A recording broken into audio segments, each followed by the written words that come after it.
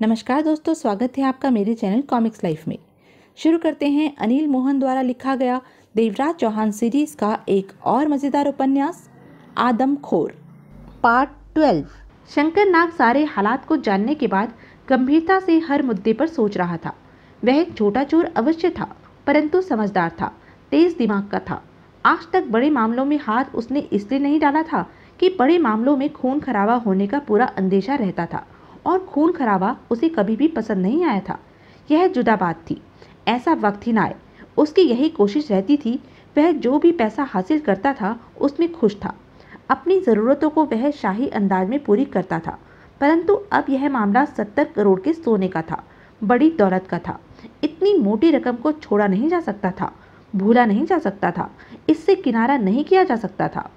मतलब कि शंकर नाग ने इस मामले में हाथ डालने का पक्का फैसला कर लिया था और फिर इस मामले में उसे कोई खास दिक्कत भी नजर नहीं आ रही थी।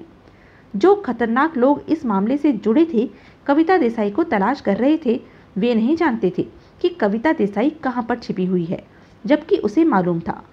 वह कविता देसाई का निपटारा करके 70 करोड़ का सोना वसूल कर सकता था। राह में आने वाला सिकंदरा नाथ था, उसे आसानी से संभाला जा सकता था और फिर किसी प्रकार की दिक्कत अड़चन आने पर साथी के तौर पर शिखा उसके साथ थी।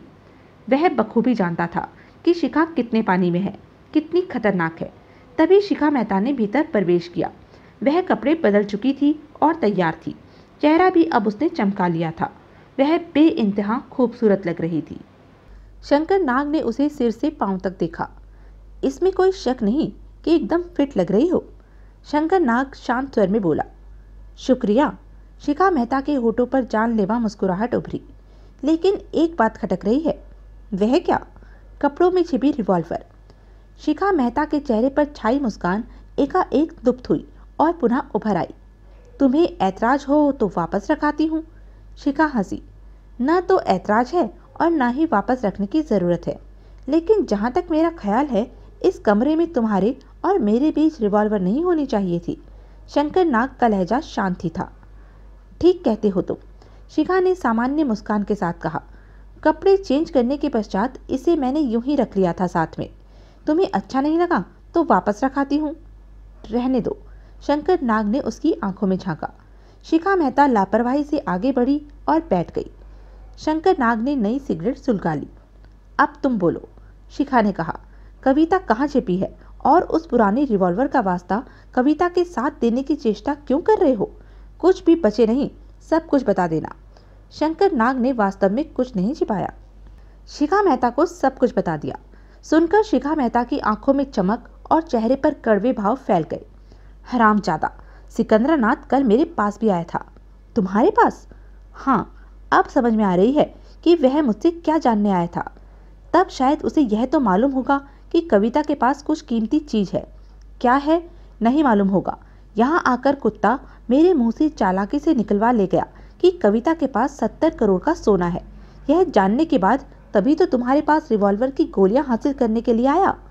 सिकंदरा नाथ से तुम्हारी क्या बात हुई? शिखा ने बताया। दोनों में कई पलों तक चुप्पी रही और अपने दिमागी घोड़े दौड़ाते रहे। मेरे ख्याल में हम दोनों को मिलकर काम करने में कोई ऐतराज नहीं, शिखा ने कहा। नहीं, कोई ऐतराज नहीं, शंकर नाग ने जवाब दिया। माल का बंटवारा कैसे होगा? आधा आधा। मंजूर। तो काम कैसे किया जाए? शंकर नाग ने सोच भरी मुद्रा में पूछा। सिकंदरा नाथ ने मुझे कल सुबह बुलाया है ताकि वह समाधि लगाकर कविता के बारे में जान सके कि वह कहाँ है। कल सुबह तक कुछ भी हो सकता है। कविता को मारकर सोने के साथ वह फरार भी हो सकता है। बेहतर होगा कि उसे मौका न दिया जाए। मैं कल सुबह की अपेक्षा आज शाम के बाद ही वहां पहुंच जाती हूँ। इसमें तुम्हारी जान को भी खतरा हो सकता है। हाँ, हो सकता है, परंतु होगा नहीं, क्योंकि सिकंदरा नाथ की हकीकत से मैं वाकिफ हो चुकी हूँ और हर समय उससे सतर्क रहूंगी। ऐसे में कविता तो धोखा खा सकती है, परंतु मैं नहीं। शंकर नाग ने समझने वाले भाव में सिर हिलाया। और कविता से सामना होने पर तुम क्या करोगी? यह तो हालात और वक्त के मुताबिक ही सब कुछ होगा। पहले कुछ कहना कठिन है। वहाँ जो कुछ भी होगा उसी के हिसाब से मैं कदम उठाऊंगी। मेरा टारगेट 70 करोड़ के सोने को हासिल करना है। जैसे भी हो, यह काम सफलतापूर्वक मुझे पूरा करना है। शिखा ने सख्त और खतरनाक स्वर में कहा। शंकर नाग ने कष्ट लेकर सिगरेट ऐश ट्रे में डाल दी। और मैं? तुम हर दम रिवॉल्वर के साथ वहां मौजूद रहोगे, आसपास छिपकर। सारा मामला मैं संभाल लूंगी। अगर मैं खतरे में रही तो तब तुम सामने आकर मेरी सहायता करोगे। पहले मुझे वहां जाकर वहां के हालात जानने हैं। अगर हम दोनों एक साथ मंदिर में जाते हैं तो गड़बड़ हो सकती है। सिकंदरानाथ के साथ साथ कविता भी सावधान हो सकती है, खतरे को भांप सकती है। शंकर नाग कुछ नहीं बोला। और सिकंदरानाथ को तुम शाम 4 बजे के बाद रिवॉल्वर देना, ताकि मेरे पहुंचने तक वह कविता के साथ बुरा करके तब तक सोना ना ले उड़े। वह रिवॉल्वर के साथ वापस मंदिर में पहुंचेगा तो कुछ देर बाद मैं पहुंच जाऊंगी और उसे कुछ भी करने का मौका नहीं मिलेगा। और कुछ? तुम बोलो। मैं तो बोलूंगा ही, लेकिन पहले तुम्हारी सुन लेना चाहता हूँ। मैंने कह लिया। सुनो, तुमने जो भी कहा सब ठीक है, गलत नहीं है, वैसे ही किया जाएगा। परंतु अब जो मैं कहने जा रहा हूँ वह भी अपने दिमाग में बिठा लो और वैसे ही करना है हमें। हमारा हर कदम समझदारी से भरा होना चाहिए। हम वहाँ 70 करोड़ लेने जा रहे हैं, जान गंवाने नहीं जा रहे। कहने के साथ ही शंकर नाग शिखा मेहता को समझाने लगा कि उन्हें कैसे काम करना है। शंकर नाग जब अपने घर पहुंचा तो शाम के 4:30 बज रहे थे। सिकंदरानाथ के चेहरे पर इंतजार का कष्ट ही कष्ट था। आंखों में शंकर नाग के प्रति गुस्सा था, परंतु होठ बंद रखे उसने शांति बनाए रखी। माफ कीजिए पुजारी जी, शंकर नाग हाथ जोड़कर बोला। आपको बहुत इंतजार करना पड़ा। सिकंदरानाथ के होठों पर पाक पवित्र मुस्कान उभर आई।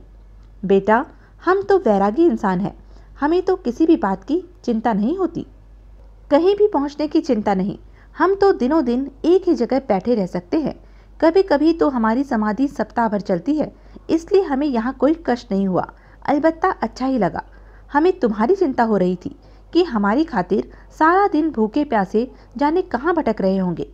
ये शब्द सिकंदरानाथ ने कह तो दिए, परंतु दिल ही दिल में व्याकुलता और बेचैनी बढ़ती जा रही थी कि शंकर नाग उसका काम पूरा करके लौटा है या यूं ही आ गया है। आप धन्य हैं पुजारी जी। शंकर नाग ने दोनों हाथ जोड़कर झुकते हुए प्रणाम की मुद्रा में सिर झुकाया। आपको किसी भी अवस्था में क्रोध नहीं आता, जबकि शंकर नाग बखूबी जानता था कि इस समय सिकंदरानाथ का शरीर क्रोध से कांप रहा था, परंतु दिखाई न दे रहा था। मात्र आंखों से क्रोध महसूस हो रहा था और शंकर नाग आते ही यह बात भांप चुका था। तुमने भोजन तो कर लिया था बेटा? सिकंदरानाथ ने अपने भावों को जब्त किए पूछा। सच कहूं पुजारी जी, तो आज वक्त ही नहीं मिल पाया। आपका काम भोजन से भी जरूरी अहम था, उसे पूरा करना जरूरी था। आपका काम होने पर ही मन को चैन मिला। शंकर नाग ने शब्द सुनकर सिकंदरानाथ ने मन ही मन चैन की सांस ली कि उसका काम हो गया है। अब कोई चिंता की बात नहीं। कविता को पार करके आसानी से 70 करोड़ का सोना हासिल कर लेगा और शायद आज रात ही अजमेर से भी निकल जाए। मेरी खातिर तुमने बहुत कष्ट उठाया। क्या बात करते हैं आप पुजारी जी, आप तो भगवान के बंदे हैं। बिना किसी लालच के भक्तों के लिए इतना कष्ट उठाते हैं और मैं ऐसे किसी इंसान के काम आ सका, यह तो मेरे किसी अच्छे कर्म का नतीजा है। शंकर नाग ने हाथ जोड़कर कहा और जेब से रिवॉल्वर निकालकर सिकंदरानाथ की तरफ बढ़ाई। यह लीजिए, भरी हुई रिवॉल्वर है। इसे आप अपने शिष्य को देकर उसकी जान बचा सकते हैं। वह जिस मुसीबत में फंसा है वहां से निकल सकता है। सिकंदरानाथ ने भावहीन निगाहों से रिवॉल्वर को देखा। भगवान तुम्हारा भला करे, अवश्य भला करेंगे। सिकंदरानाथ ने हाथ उठाकर आशीर्वाद की मुद्रा में कहा। तुम जैसे भले इंसानों का भगवान अवश्य ध्यान रखते हैं। इसे रख लीजिए पुजारी जी। नहीं बेटा, सिकंदरानाथ ने भावहीन किंतु गंभीर स्वर में कहा। हम पुजारी हैं, भगवान का नाम लेने वाले हैं। अस्त्रों से हमारा क्या काम? हम तो ऐसी चीजों को हाथ लगाना भी पाप समझते हैं। क्या मतलब? शंकर नाग अपने चेहरे पर आने वाले भावों को कठिनता से ही रोक पाया। आपने तो उस रिवॉल्वर को हाथ लगाया था, आपने ही मुझे दी थी। अवश्य दी थी, हम कब इनकार करते हैं? सिकंदरानाथ मधुर मुस्कान के साथ बोला।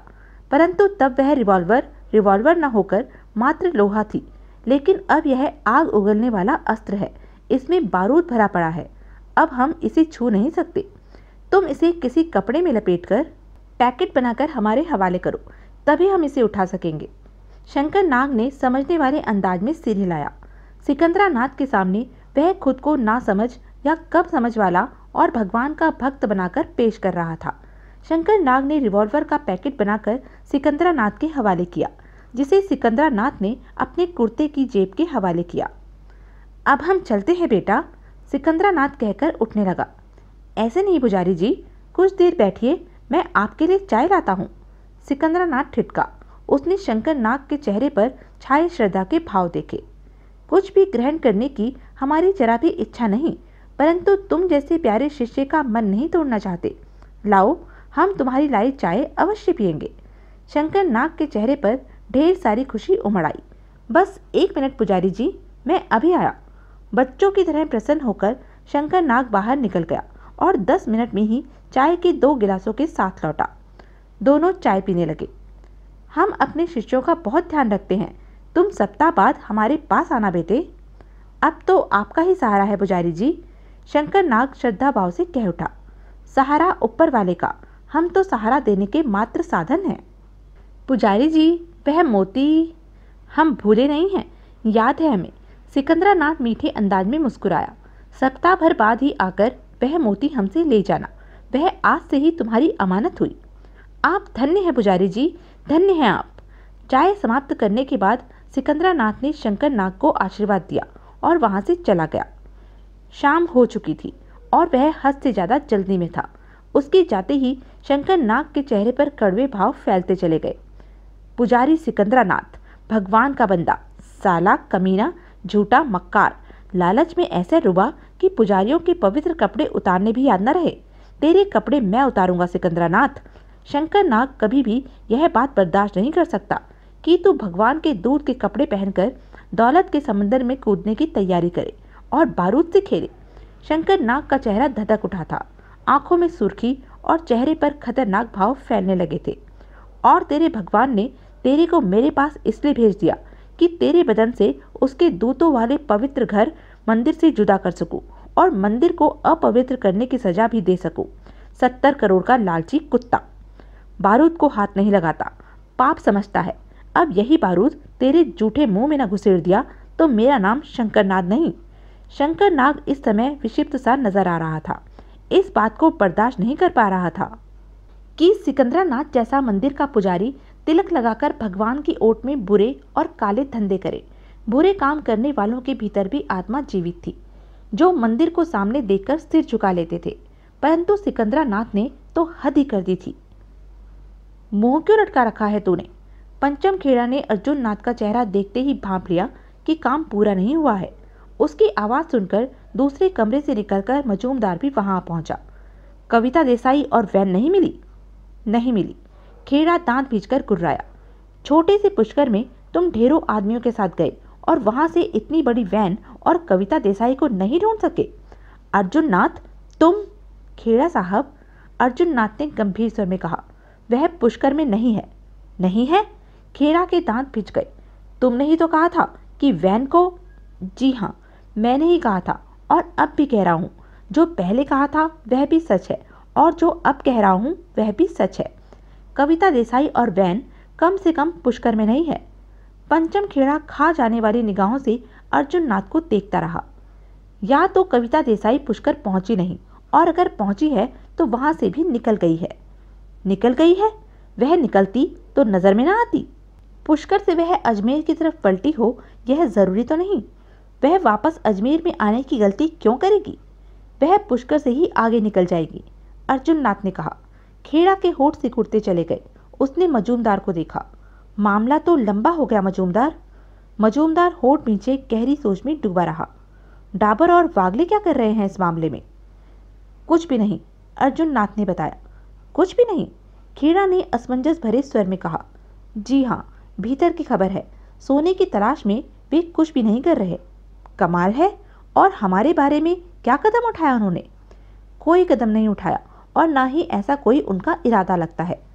यह तो और भी कमाल की बात है। सारा मामला कहीं तो गड़बड़ है ही, वरना डाबर वागले जैसे 70 करोड़ की चोट खाकर आराम से बैठने वाले नहीं हैं। खेड़ा बड़बड़ा उठा। अर्जुन नाथ ने कुछ नहीं कहा। अब वैन और कविता देसाई के बारे में तुम क्या करोगे?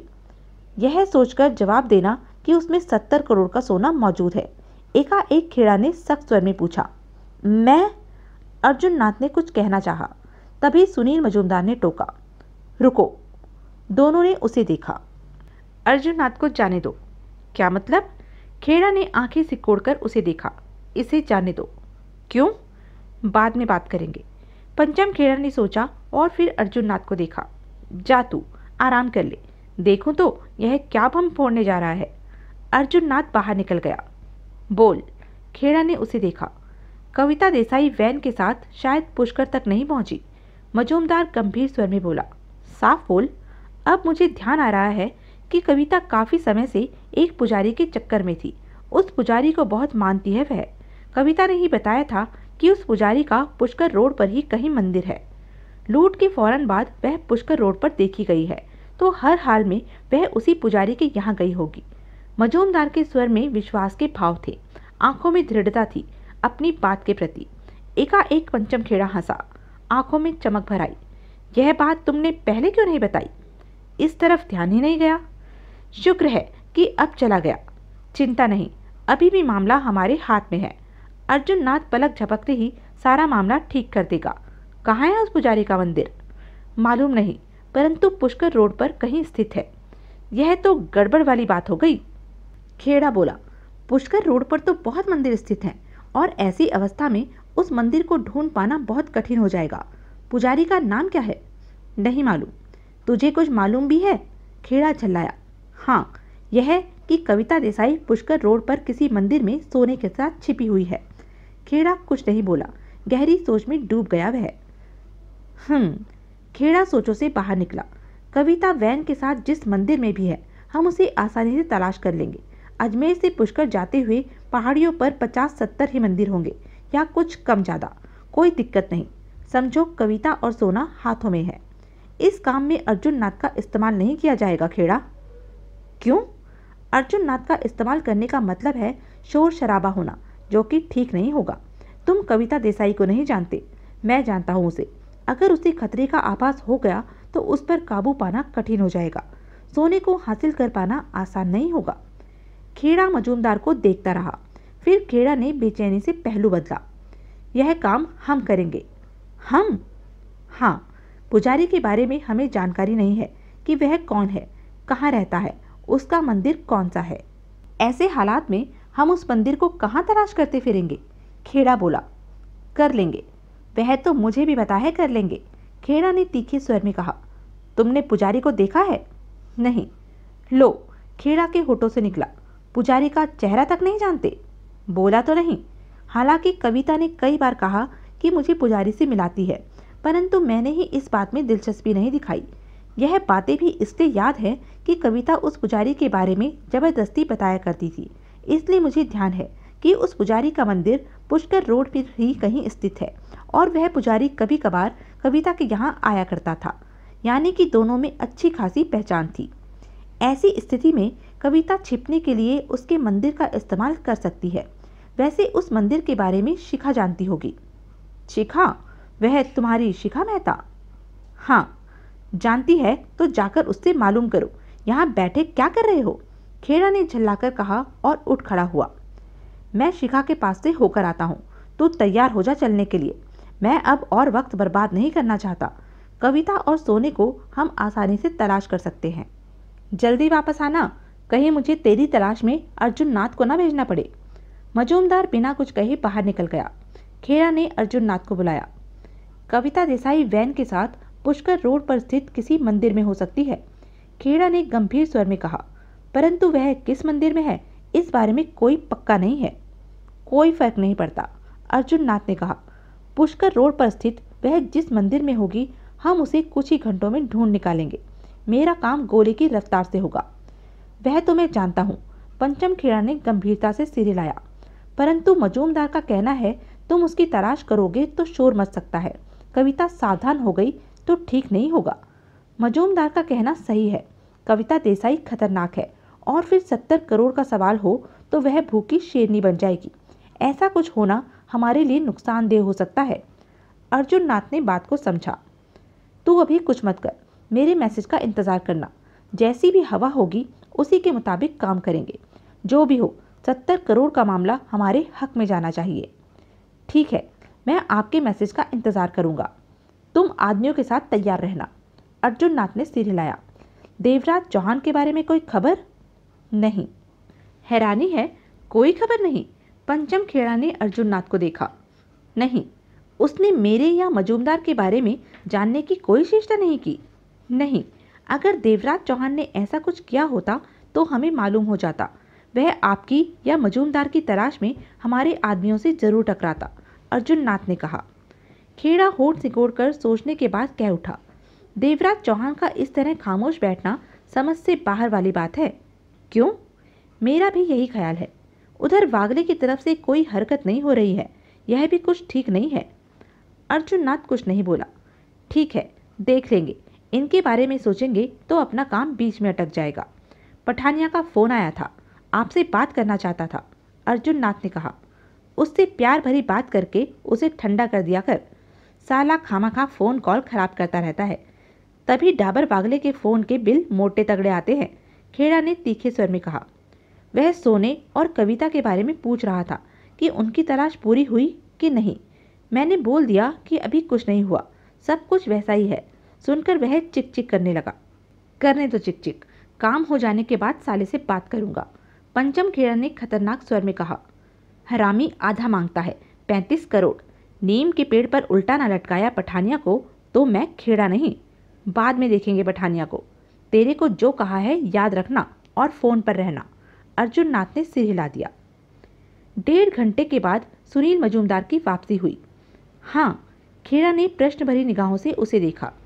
शिखा नहीं मिली। पंचम खेड़ा के चेहरे पर कड़वे भाव बिखर गए। नहीं, घर पर नहीं है। तुम्हारा कोई काम पूरा भी होता है? वक्त खराब हो तो ऐसा ही होता है। वक्त खराब ना होता तो अब तक सोना भी हमारे पास होता।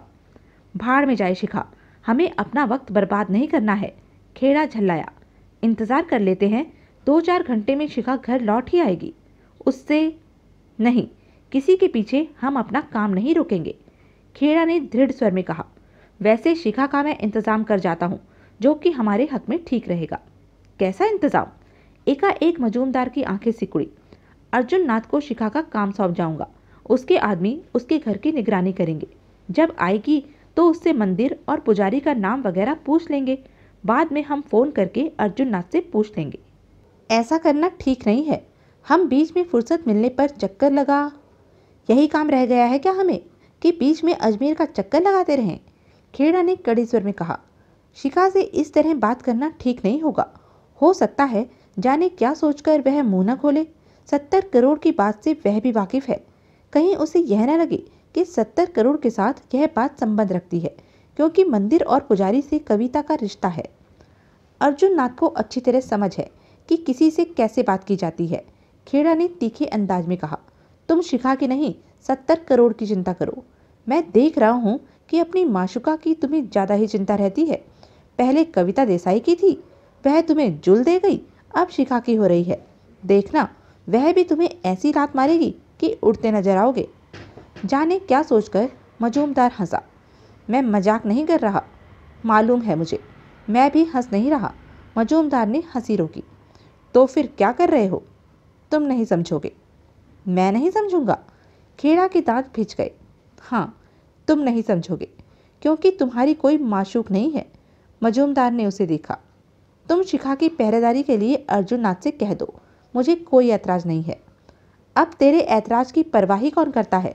चल उठ, सोने को और उस कविता को भी देखना है, जो हमें जुल देकर मंदिर में जा छिपी है। पंचम खेड़ा का स्वर खतरनाक हो उठा। क्रोध करना अच्छा नहीं होता। दिमाग को हर मौके पर शांत रखना है। यह मत भूलो कि 70 करोड़ का सोना दूसरे के पास है और उसे हमने वसूल करना है। और हम तभी कामयाब हो सकते हैं जब हमारा दिमाग ठंडा रहे और समझदारी इस्तेमाल करके चले। चिंता मत कर, समझदारी मुझ में बहुत है। और रही बात दिमाग ठंडा करने की, तो वह तुम रख लेना। पंचम खेड़ा की आवाज़ में दरिंदगी कूट कूट कर भरी पड़ी थी। सिकंदरानाथ जब मंदिर वापस पहुंचा तो शाम के 6 बज रहे थे। अंधेरा घिर आया था। उसने तो सोचा था जल्दी ही आ जाएगा, परंतु सारा दिन ही लग गया था। लेकिन मन ही मन उसे तसल्ली थी कि जिस काम के लिए गया था वह पूरा हो गया है। शंकर नाग की दी भरी हुई रिवॉल्वर उसने अपनी धोती में पेट के करीब ठूस रखी थी। हर कदम उठाने पर रिवॉल्वर के मौजूद होने का एहसास होता था। सिकंदरानाथ ने जब मंदिर में प्रवेश किया तो कविता देसाई मंदिर की लाइटें ऑन करने में व्यस्त थी, वरना पहले तो अंधेरे में डूबा मंदिर आसपास के पहाड़ों जैसा ही लग रहा था। रोशनी होने पर ही वहां मंदिर के होने का आभास हुआ था। सिकंदरानाथ कविता देसाई के सामने पड़ा। कैसी हो बेटी? आपके आशीर्वाद से ठीक हूँ। मुझे तुम्हारी बहुत चिंता हो रही थी। मैंने बहुत कोशिश की जल्दी आने की, परंतु ऐसे मौके पर वक्त बीतने का पता ही नहीं चलता। आखिर रात हो ही गई। आप ठीक कहते हैं पुजारी जी, ऐसे मौके पर देर हो ही जाती है। आप मेरे बारे में ज़्यादा चिंता मत कीजिए, मैं ठीक हूँ। यहाँ मुझे किसी तरह का कोई खतरा नहीं है। भगवान सब पर अपनी अच्छी नज़र रखते हैं, लेकिन अब मुझे अजमेर का कोई काम नहीं, कम से कम सप्ताह भर तो बिल्कुल भी नहीं। मैं हरदम मंदिर में ही रहूँगा, तुम्हारे पास, अपनी बेटी कविता के पास। सिकंदरानाथ ने मुस्कुराकर कहा। जवाब में कविता देसाई मुस्कुराई। बेटी, मंदिर में आरती का समय कब का हो चुका है? आज मुझे ही देर हो गई है। मैं जरा आरती से फुर्सत पा लूं, उसके बाद ही बोझ हल्का होगा। जी। सिकंदरानाथ वहां से चला गया। कविता देसाई खड़ी खड़ी गहरी सोच में डूबी रही। चेहरे पर कैसे भाव थे और किन विचारों के प्रति थे, यह स्पष्ट नहीं था, परंतु वह किसी खास सोच में थी। सिकंदरानाथ ने नहा धोकर कपड़े बदले, रिवॉल्वर धोती में फंसा ली, यह सोचकर कि अब जाने कब इसकी जरूरत पड़ जाए। फिर चंदन का तिलक लगाया, गले में जनेऊ पहना, हाथ में माला पहनकर मंदिर के हॉल में आरती करने जा पहुंचा। कविता देसाई मंदिर के हॉल में ही एक तरफ बैठी थी। सिकंदरानाथ ने आरती आरंभ की और समाप्त की। फुर्सत पाकर उसने पुनः कविता की तरफ तवज्जो दी। दिन में खाना खा लिया था बेटी? जी पुजारी जी, अब तुम आराम करना, कुछ देर पश्चात मैं खाना बनाऊंगा। मेरे होते हुए आपको तकलीफ करने की क्या ज़रूरत है? मैं? इसमें तकलीफ कैसी बेटी? जैसे पूजा आरती में आनंद आता है, उसी तरह खाना बनाने में भी आनंद आता है। यह तो इंसान के खुद अपने ऊपर है कि वह किस चीज़ से आनंद प्राप्त करता है। आनंद तो भगवान की तरह हर चीज़ में बसा है। आपकी बातें कितनी अच्छी होती हैं पुजारी जी। सिकंदरानाथ चेहरे पर दोतों वाली मुस्कान ले आया। इस शांत जगह पर मंदिर में रहना कितना अच्छा लगता है। भगवान का घर हमेशा शांति होता है। सांसारिक व्यक्ति को ऐसी जगह पर आकर अक्सर अच्छा लगता है, क्योंकि ऐसी शांति भोग विलास में कहाँ। कविता देसाई सिकंदरानाथ को देखती रही, बोली कुछ नहीं। सिकंदरानाथ ने कुछ कहने के लिए मुंह खोला कि एकाएक खामोश हो गया। दोनों की आंखें टकराई। उनके कानों में किसी वाहन की मध्यम सी आवाज़ पड़ने लगी थी, जो कि निरंतर करीब आती जा रही थी, मंदिर की ही तरफ। दोनों में चंद पलों तक चुप्पी रही। कोई इस तरफ आ रहा है, कहते हुए कविता देसाई के होठ सख्ती से भींच गए। वह खड़ी हो गई। सिकंदरानाथ की आंखों में भी व्याकुलता उभरी। चिंता मत करो, भगवान के घर में तुम्हें डरने की आवश्यकता नहीं। मैं ऊपर कमरे में जा रही हूँ, आप आने वाले को देखिए, जो भी हो उसे संभाल कर चलता कर दीजिए, और वह पिछवाड़े में खड़ी वैन की तरफ न जाने पाए। सिकंदरानाथ भी खड़ा हो गया। निश्चिंत रहो, भगवान सब ठीक करेंगे, सिकंदरानाथ ने शांत स्वर में कहा। कविता देसाई बिना कुछ कहे बाहर निकल गई। सिकंदरानाथ मन ही मन कविता से कहीं ज़्यादा परेशान और बेचैन था। वह तो किसी भी हाल में नहीं चाहता था कि कोई अड़चन पैदा हो, क्योंकि आज उसका प्रोग्राम कविता देसाई को शूट करके सोने से भरी वैन लेकर खिसक जाने का था। ऐसे में कोई अटकाव पैदा हो, उसे कहाँ अच्छा लगेगा। वह समझ नहीं पाया कि ऐसे वक्त में आने वाला कौन हो सकता है, वह भी कार में। कहीं कोई भूला भटका मुसाफिर? नहीं, मुसाफिर कम से कम भूला भटका नहीं हो सकता, क्योंकि अभी तो शाम के 7-8 ही बजे हैं। आने वाले के पास कार है, वह रास्ता नहीं भटक सकता, क्योंकि सामने पुष्कर रोड है। दाईं तरफ पुष्कर जी है और बाईं तरफ अजमेर।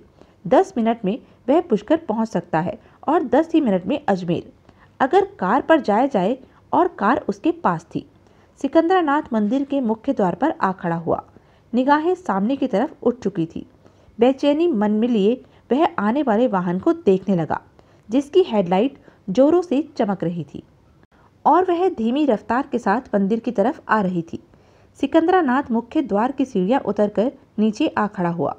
कुछ देर बाद कार समीप आई और मुख्य द्वार के बगल में आ खड़ी हुई। मुख्य द्वार पर जल रहा बल्ब बाहर का कुछ हिस्सा रोशन कर रहा था। उस रोशनी में जब उसने कार को पहचाना तो वह चीख पड़ा, गले में जैसे बड़ा सा कांटा चुभने लगा। वह हक्का पक्का सा खड़ा का खड़ा रह गया। कई पलों तक तो उसके शरीर में कोई हरकत ही नहीं हुई। कार को पहचानने में उसकी गलती नहीं हो सकती थी। शिखा मेहता इस कार पर वहां पहले भी कई बार आ चुकी थी। वह शिखा की ही कार थी। शिखा, और यहाँ? उसने तो कल सुबह आना था। सिकंदरानाथ को काटो तो खून नहीं। शिखा मेहता के आ जाने से उसकी सारी योजना चौपट हो गई थी। ऐसे में ना तो वह कविता की हत्या कर सकता था और ना ही 70 करोड़ के सोने वाली वैन को यहाँ से ले जा सकता था। क्षण भर के लिए सिकंदरानाथ की हालत पागलों जैसी हुई। फिर तुरंत ही उसने खुद पर काबू पा लिया। वह महसूस कर चुका था कि हालात बेहद नाजुक मोड़ पर हैं। भीतर कविता देसाई छिपी है। मंदिर के पीछे 70 करोड़ के सोने से भरी वैन छिपा रखी है। वह खुद बड़ा कांड कर गुजरने की फिराक में है और बेमौके पर शिखा वहां आ पहुंची है। जबकि किसी भी सूरत में कविता और शिखा का सामना होना ठीक नहीं। सिकंदरानाथ समझ गया कि उसे बेहद संयम से काम लेना होगा, वरना कुछ भी हो सकता है। उसकी योजना फेल हो सकती है। शिखा को असली मामले की भनक पड़ गई तो खून खराबा भी हो सकता है। 70 करोड़ को शिखा भी छोड़ने वाली नहीं। और इन सब बातों से हालात में बचने का एकमात्र रास्ता यही था कि शिखा को सुबह आने को कहकर उसे वापस खिसका दिया जाए। इस विचार के साथ ही सिकंदरानाथ ने अपने पर काबू पाया। चेहरे पर दूतों वाली मुस्कान फैला ली। अब वह हर हाल में हालात पर काबू पाने के लिए, मामला संभालने के लिए तैयार था। शिखा मेहता ने कार से उतरकर उसकी तरफ बढ़ना आरंभ कर दिया था। कविता देसाई ने ऊपर के कमरे में पहुंचते ही लाइट ऑफ की। बाहरी तरफ खुलने वाली खिड़की को थोड़ा सा खोलकर बाहर झांकने लगी। उसके चेहरे पर गंभीरता थी। वह एकटक सामने से आने वाले वाहन को ही देखे जा रही थी। कार अभी पूरी तरह पास भी नहीं आई थी कि कविता देसाई की आंखें हद से ज्यादा सिकुड़ती चली गई। कार को उसने दूर से ही पहचान लिया था। नंबर प्लेट चमक रही थी। शिखा, उसके मस्तिष्क में जैसे धमाका हुआ। कई पलों तक वह सख्ते की हालत में खड़ी रही। उसकी सोचों, विचारों और हरकत पर जैसे अंकुश लग गया। मस्तिष्क में एक ही शब्द था, शिखा। और यहाँ ऐसे मौके पर कविता देसाई यह भी नहीं समझ पाई कि वह क्या सोचे और क्या नहीं। मूर्ति की तरह जरा सी खिड़की खोले वह बाहर देखती रही। शिखा को कार से बाहर निकलते देखा, फिर मंदिर के मुख्य द्वार की तरफ बढ़ते देखा। शिखा उसकी निगाहों से ओझल हो गई। कविता की निगाहें घूमती हुई कार पर जा टिकी। वह क्या सोच रही थी उसे भी मालूम नहीं था। मस्तिष्क में सिर्फ शिखा थी कि वह बहुत गलत समय पर मंदिर में आई है। कविता देसाई समझ नहीं पा रही थी कि वह क्या करे और क्या ना करे। शिखा इस वक्त रात के अंधेरे में यहाँ क्यों आई? दिन में आती, शाम को रोशनी रहते आती। रात के अंधेरे में आने का क्या मतलब? बहरहाल कविता इस बात के प्रति निश्चिंत थी कि शिखा कभी सोच भी नहीं सकती कि वह यहाँ हो सकती है। वैसे भी अब तक शिखा को मालूम हो गया होगा कि वह 70 करोड़ का सोना ले उड़ी है। वैसे कविता काफ़ी निश्चिंत थी। पुजारी सिकंदरानाथ पर उसे यकीन था कि हालात को समझते हुए वे शिखा मेहता को जल्दी ही वापस लौटा देगा। कविता देसाई खिड़की से परे हटी और बेचैनी से कमरे में टहलने लगी। शिखा मेहता ने कार रोकने से पहले ही देख लिया था कि मंदिर के ऊपरी कमरे की लाइट जल रही है और उसके देखते ही देखते बंद हो गई थी। शिखा को समझते देर न लगी कि कविता देसाई ऊपर कमरे में ही है। उसने एक तरफ कार रोकी और कपड़ों में छिपा रखी रिवॉल्वर को टटोला। यह रिवॉल्वर ही यहाँ पर उसका एकमात्र सहारा थी और यहाँ पर उसके एक नहीं दो दुश्मन थे। कविता देसाई, पुजारी सिकंदरानाथ। दौलत कविता देसाई के अधिकार में थी और सिकंदरानाथ उसे हासिल करना चाहता था, जबकि वह खुद इसी इरादे के साथ यहाँ आई थी। मतलब कि भारी खतरा था सबके लिए, जान का खतरा। कौन जीतता है कौन हारता है कुछ भी स्पष्ट नहीं था। सब अपनी अपनी बिसात बिछाए जीत की पुरजोर चेष्टा कर रहे थे। शंकर नाग पुष्कर रोड पर ही उतर गया। वहां से वह सावधानी से मंदिर की तरफ बढ़ रहा था। उसे हर तरफ से सावधानी से मंदिर पर नजर रखनी थी। उसकी ड्यूटी सबसे कठिन थी। नजर रखने के दौरान उसे अपनी साथी शिखा की रक्षा भी करनी थी, क्योंकि सारा खेल शिखा पर निर्भर था। वह मंदिर के भीतर थी। भीतर दो दुश्मनों के साथ 70 करोड़ का सोना था, जिस पर कब्जा जमाने वह मंदिर में गई थी। सफल होती है या नहीं, जिंदा बचती है कि नहीं, यह तो आने वाला वक्त ही बताएगा। शंकर नाग को वास्तव में शिखा की चिंता थी, परंतु वह मंदिर के बाहर रहकर ही, वहां नजर रखकर ही उसका भला कर सकता था। उसका मंदिर में जाना ठीक नहीं था। कविता उसे जानती थी। सिकंदरानाथ उसे जानता था। इस तरह उसका मंदिर में जाना सब कुछ गड़बड़ ही नहीं कर सकता था, बल्कि उसकी जान भी जा सकती थी। इसलिए जो भी करना था संयम से करना, वरना मौत का खेल उस पर भारी पड़ सकता था। शिखा पर उसे भरोसा था कि जहाँ तक भी हो सकेगा वह हर मुसीबत को संभाल लेगी, परंतु बुरे वक्त का क्या भरोसा कि कब वह आकर बाजी पलट दे। ऐसी ही सोचों के साथ शंकर नाग सावधानी से मंदिर की तरफ बढ़ रहा था। मेन रोड से मंदिर तक का रास्ता करीब आधा किलोमीटर का था। सड़क से मंदिर तक पैदल पहुंचने में करीब 10-12 मिनट लगते थे। शंकर नाग बेहद गंभीर था। उसने कभी मोटी दौलत का लालच नहीं किया था, सोचा भी नहीं था कि मोटी दौलत हासिल कर पाएगा, परंतु अब जब सोच लिया है तो वह पीछे नहीं हटना चाहता था। वह हारना नहीं चाहता था। मस्तिष्क में करोड़ों आ गए थे तो वह करोड़ों को पा भी लेना चाहता था। यूं तो खून खराबे से उसे परहेज था, परंतु करोड़ों की दौलत मस्तिष्क में घुसे जाने के बाद खून खराबे से परहेज को उसने दूर फेंक दिया था। अब उसे दौलत चाहिए थी, करोड़ों की। कौन मरता है कौन जीता है, इस बात की तरफ उसने सोचना बंद कर दिया। उधर शिखा मेहता सीढ़ियों के करीब खड़े सिकंदरानाथ के कदमों में जा झुकी और उसके चरणों को आदर भाव दिखाते हुए अच्छी तरह छुआ। सिकंदरानाथ ने अपने मन के भावों पर काबू पाकर उसके सिर पर हाथ रखा। जीती रहो बेटी, भगवान का आशीर्वाद हमेशा तुम्हारे सिर पर बना रहे। शिखा मेहता सीधी हुई और मुस्कुराकर बोली, पहले आपका आशीर्वाद और फिर भगवान का। भक्तों की नासमझी का भगवान कभी भी बुरा नहीं मानते। आप मुझे यहीं खड़ा रखेंगे या भगवान के घर में भी प्रवेश करने देंगे? शिखा मेहता हौले से हंसी। हम कौन होते हैं रोकने वाले, यहाँ पर तुम कहीं भी आ जा सकती हो। शिखा मुस्कुराई और मंदिर की चंद सीढ़ियाँ तय करके भीतर प्रवेश कर गई। सिकंदरानाथ उसके पीछे था। शिखा भगवान ब्रह्मा की मूर्ति के सामने सिर झुकाने के पश्चात पास ही नीचे बैठ गई। सिकंदरानाथ भीतर से पानी का गिलास भर लाया। जल ग्रहण करो बेटी। शिखा ने पानी पीकर गिलास एक तरफ रख दिया। इस वक्त हम तुम्हारे यहाँ आने का कारण नहीं समझ पाए बेटी। पुजारी जी, शिखा मुस्कुराकर बोली, आपने तो कल सुबह समाधि लगाकर कविता के बारे में जानना है। जाहिर है आप सुबह मुंह अंधेरे की समाधि लगाएंगे। अब इतनी सुबह सुबह मैं उठकर नहा धोकर तैयार होकर कैसे आती? सोचा रात के कुछ घंटों की ही तो बात है, मंदिर में बिता लूंगी। मुझे कविता की बहुत चिंता हो रही है पुजारी जी। सिकंदरानाथ ने मन की बेचैनी पर काबू पाते हुए कहा, लेकिन बेटी इस तरह रात भर तुम्हारा मंदिर में रहना ठीक नहीं। क्यों पुजारी जी?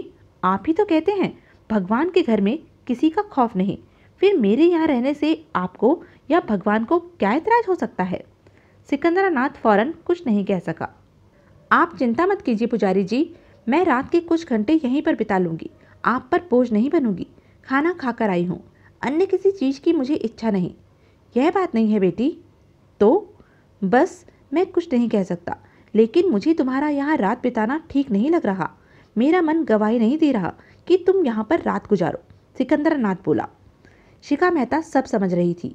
सिकंदरानाथ उसे यहाँ से भगा देना चाहता था ताकि शंकर नाग से हासिल रिवॉल्वर से कविता को खत्म करके 70 करोड़ का सोना दिन निकलने से पहले ही ले उड़े, और अगर वह यहाँ रहेगी तो उसके काम में अड़चन बन जाएगी। सिकंदरानाथ अपने मकसद में कामयाब नहीं हो सकेगा। कामयाब होने के लिए उसे 2-2 हत्याएं करनी पड़ेंगी, जो कि उसके लिए मुमकिन न हो सकेगा। शिखा मेहता अपने चेहरे पर उलझन के भाव ले आई। पुजारी जी, मैं समझ नहीं पा रही हूँ कि मेरे यहाँ पर रात गुजारने से आपको क्या दिक्कत है। यह तो भगवान का घर है। औरत मर्द गरीब अमीर बेखौफ होकर यहाँ रह सकते हैं। सिकंदरानाथ भीतर ही भीतर क्रोध से भर उठा। वह शिखा को वहाँ से चलता कर देना चाहता था, और शिखा थी कि हिलने का नाम नहीं ले रही थी। बड़ों की बात मानते हैं बेटी, और फिर मैं तो तुम्हारा गुरु भी हूँ।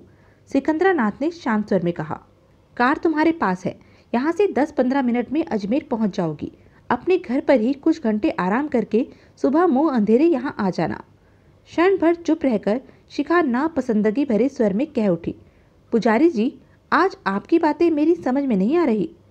बेटी, मैं तुम्हें समझा भी नहीं सकता, अलबत्ता इतना ज़रूर कहता हूँ कि कल सुबह के बाद तुम्हें सब कुछ समझा दूंगा। सिकंदरानाथ मुस्कुराकर बोला। शिखा का मस्तिष्क काफ़ी तेजी से चल रहा था। कुछ कहो बेटी, तुम खामोश क्यों हो?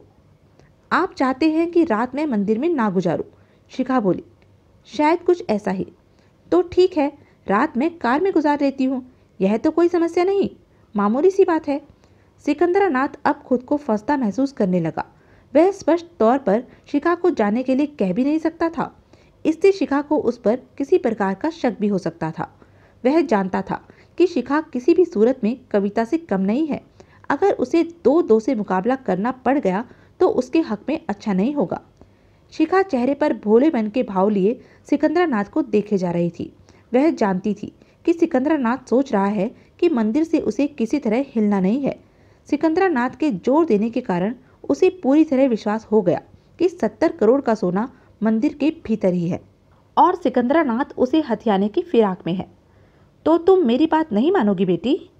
अजमेर वापस जाने वाली बात? हाँ। नहीं पुजारी जी, क्षमा करें। सुबह आपकी समाधि के पश्चात ही प्रोग्राम तय कर पाऊंगी कि मुझे क्या करना है। आप निश्चिंत रहें, मेरे यहाँ रहने से आपको किसी प्रकार की तकलीफ न होगी। सिकंदरानाथ गहरी सांस लेकर रह गया। वह समझ गया कि शिखा का यहाँ से जाने का जरा भी इरादा नहीं है और शिखा के न जाने का मतलब था कि वह किसी भी हाल में उसके होते अपनी सोच में कामयाब नहीं हो सकेगा। 2 पल में ही सिकंदरानाथ ने फैसला किया कि आज नहीं तो कल सही समाधि के पश्चात शिखा को किसी तरह यहाँ से चलता करके दिन में ही कविता का काम तमाम करके वैन ले उड़ेगा। मन ही मन उसने सच्चे मन से भगवान से प्रार्थना की कि रात ठीक ठाक गुजर जाए। दोस्तों, इस खूनी खेल का अंत कैसे हुआ? क्या क्या हादसे पेश आए? दौलत किसके हाथ लगी? शंकर नाग ने क्या कमाल दिखाया? पठानिया, दौलत राम मजूमदार, पंचम खेड़ा, कविता देसाई, शिखा मेहता, जयंत, डाबर वागले ने 70 करोड़ के सोने के लिए क्या किया? और दौलत राम, जो तीसरी आंख सब पर टिकाए खामोशी से बैठा रहा था, उसने पुजारी सिकंदरानाथ के सिलसिले में, मंदिर के सिलसिले में क्या खतरनाक कदम उठाया? क्या देवराज चौहान जगमोहन को वागले डाबर की कैद से निकाल सका? इस कहानी का खतरनाक अंजाम जानने के लिए देखें अनिल मोहन का देवराज चौहान सीरीज का खूनी जलजला गोला बारूद पे। तब तक के लिए बने रहें मेरे साथ और हाँ, मेरे चैनल को लाइक, शेयर और सब्सक्राइब करना ना भूलें। धन्यवाद।